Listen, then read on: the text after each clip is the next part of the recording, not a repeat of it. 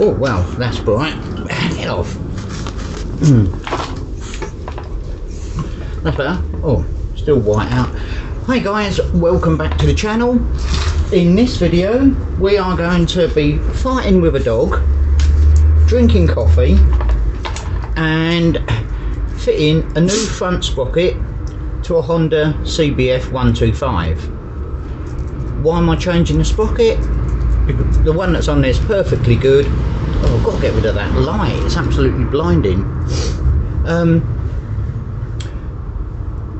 Lockdown is coming to an end, they're letting us out, and the sprocket that I've got on there is a 17 tube sprocket.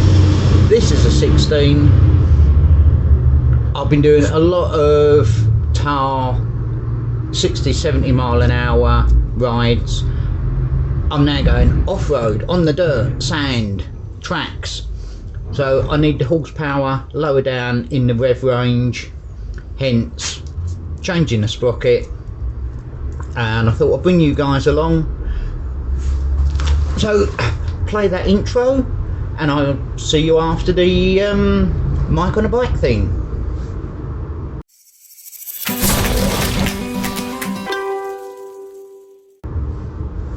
Right, back. It only feels like a few seconds. So right, let me turn you around. I've already loosened off the back wheel. Got a 14mm spanner on this side, an 18 on the other side, and a 10mm to undo the chain adjusters. So my chain is very slack at the moment. You undo it from the 18mm side, which is on the opposite side of the bike. Before you do that, loosen off those two 10mm bolts, as that plate is not designed to carry any strain. The strain is carried by the shaft.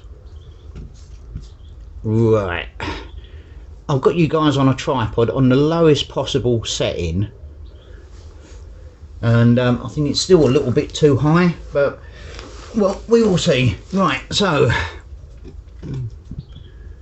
there we go. So I need to take off this cover to get to the sprocket. It's going to be covered in crap behind there. I know it is, because it always does. So first of all, I think, gonna guess that they're 8mm bolts. I should have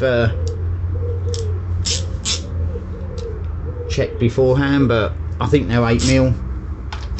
Yes, they're 8mm. And for this one, if you go in between the gear linkages, you can actually get to the bottom one quite easy.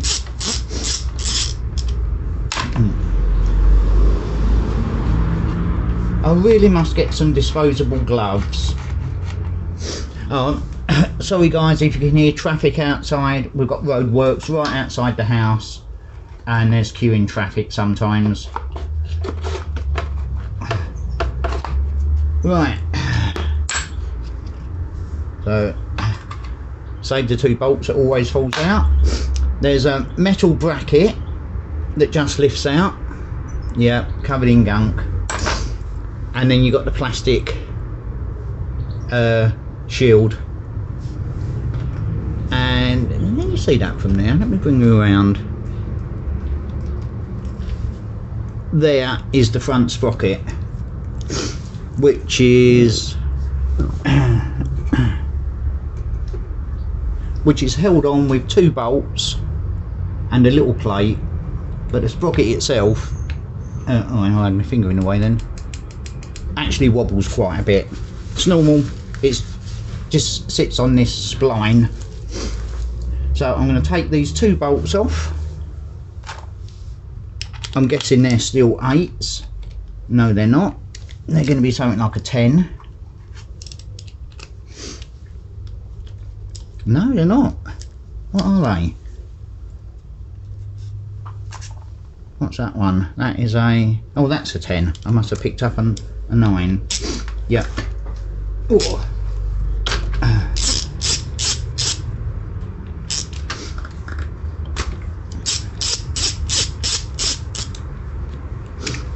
not too hard.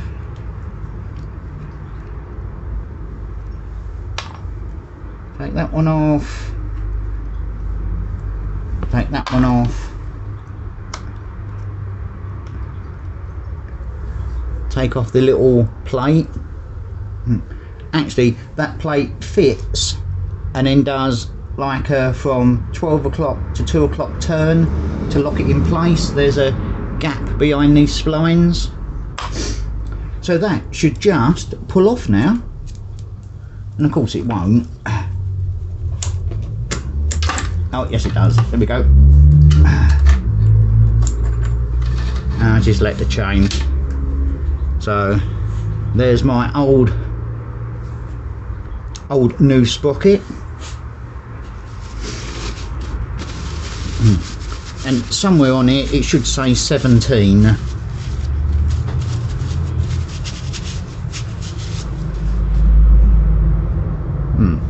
It says TF 126417. So that's a 17 tooth. This is the 16, and you can, I don't know if you can see that. Can you see there actually the 16 is a bit smaller? So the first thing I should do is just give this a bit of a wipe out, because all the oil and crap from the chain gets thrown around here. And while I'm here, I can check this spline. I'm in neutral, so it should rotate freely in either direction.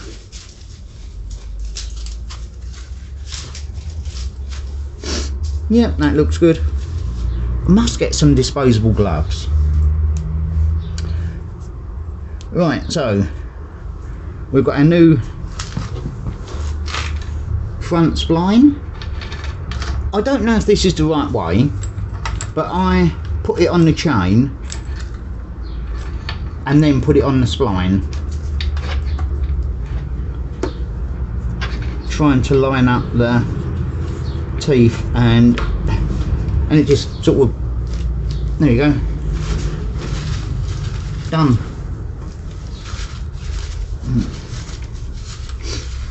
So now if I can, oh, he's not going to rotate with that wheel in that position, is it? Not sure what's wrong with my centre stand. My wheel doesn't come off the ground anymore. Oh. So while I've got this metal bracket off, I'll just give it a bit of a clean up. And yeah, this is probably the most dirtiest place on the bike. But all the crap just gets thrown in now.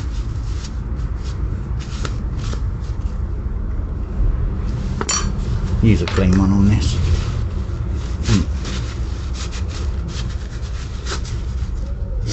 Right, oh, and that, by the way, lives there.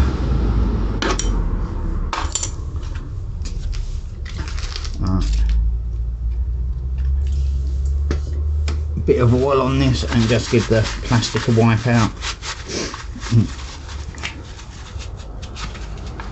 There's actually not that much in here. I've had it a lot dirtier than this, but just haven't been out on the bike much recently.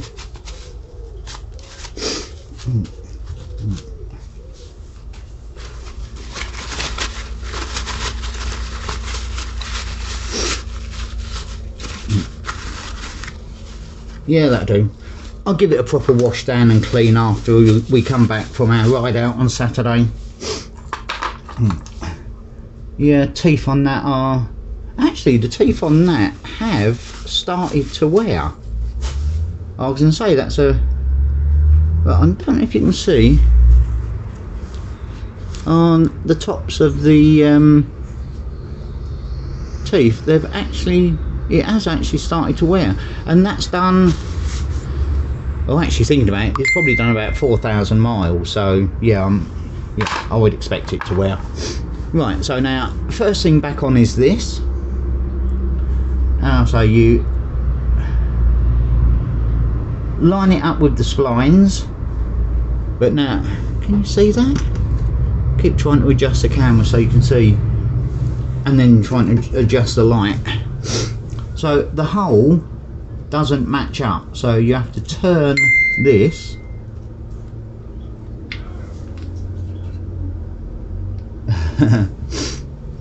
Where's the keyway? Yeah.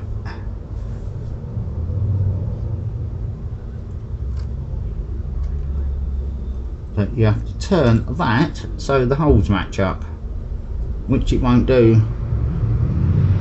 Which it did it quite easily just now, and now it won't do it.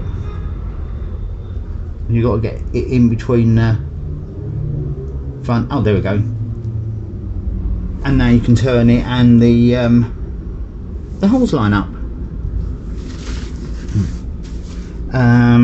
Speeder and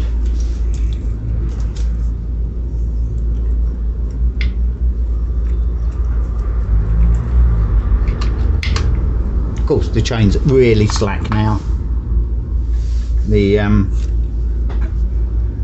back wheel's moved forward, so as I'm doing this I'm pulling on the back wheel and moving it forward, which is not a problem.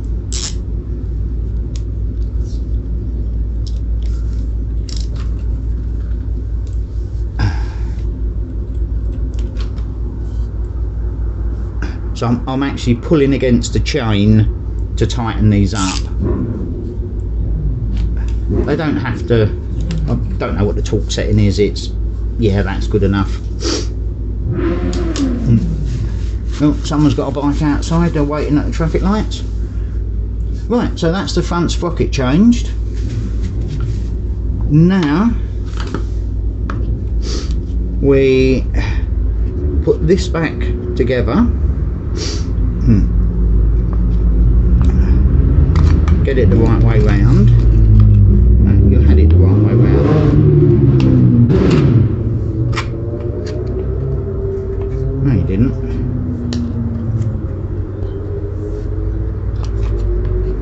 Ah. There's two little locating lugs, one there and one there. That just clip into the plastic to hold it on. Put your bolts through. That stops. Doesn't stop the bolts falling out. Oh, but it will stop the metal part falling out when you're trying to get this back on.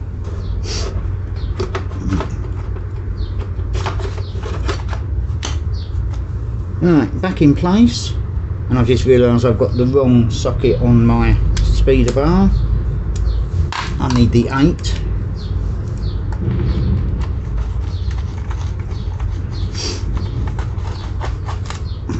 That one.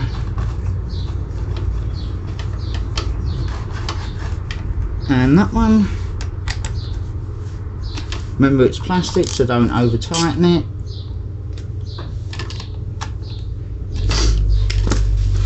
And that's it. That's the front sprocket changed.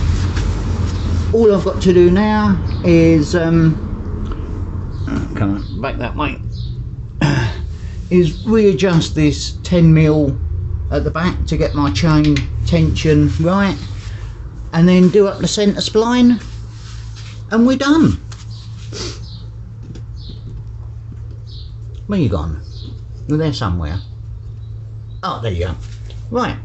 Thanks for watching, guys. I hope some of you found this interesting.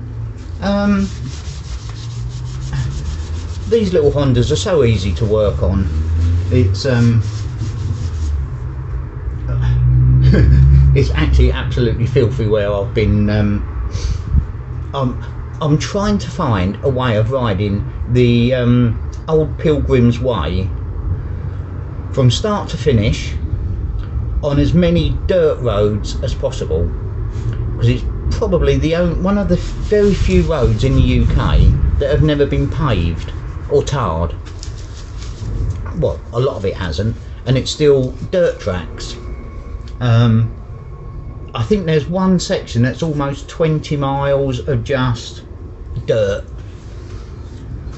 So that's why the bike is not as clean as it could be, because I've been riding sections of it, and hope to do a video of start to finish Pilgrim's Way sometime this summer, for the guys who want to ride off-road, but this isn't an off-road bike. It's I suppose an entry-level learner's bike, but it will go off-road. I proved it'll go off-road, hence the lower gearing on the front sprocket. It'll give me more horsepower lower down. Alright, I'm probably losing between 7 and 10 miles an hour at the top end, but I don't need 70. Well, you can only go 70, so I don't go over 70, but I don't need to, because unless I want to redline it, and I don't want to redline it. Right, thanks guys for watching. If you enjoyed it, click the like button, click subscribe, because there are more videos coming. Like I say, we've got the ride out on Saturday. We can meet in groups of 6, so there's going to be 6, they go off, the next 6 they go off, the next 6 they go off, and we're going from where are we going from? We're going from somewhere near Ashford, which is that way, to Rikers Calf, which is that way, but we're going the scenic route, so probably that's 100 miles, 125 miles each way, and it takes me about half an hour, 40 minutes to get to Ashford from me. So Saturday I'm going to have about 5 hours in the saddle. Brilliant, nice long ride. And for anyone who says 125s will not do distance, it's rubbish. These bikes, look after them, service them well, and they will last you for years and years and years. It's for me, it's one of the best 125s on the market. It's not the fastest, it's not the most stylish, it doesn't do anything perfectly, but it does everything adequately. So for me, that's good enough. That's all I can ask of it. Right, thanks for watching. Ring that bell, click subscribe. I will see you in the next one, which will probably be the ride out on Saturday, unless something comes up in the meantime, which I don't think it will. Right, see you on the road with the rest of the guys, having a absolute blast. Bye. Hi guys, I forgot one important fact. If you're replacing the front sprocket, then you're lengthening the length of the chain, in fact. So your wheel is going to sit further back in the on the bike. Your brakes are attached to this rear wheel via a metal rod. You might have to adjust the brakes after you've replaced the front sprocket. It's always a good idea to check your brakes every time you every time you work on the back wheel. They could stick on, the brake light could stay on, or just check them. Okay, right, just thought I'd add that bit. If you're working on the back wheel of a motorcycle, no matter what you're doing, always check your brakes afterwards.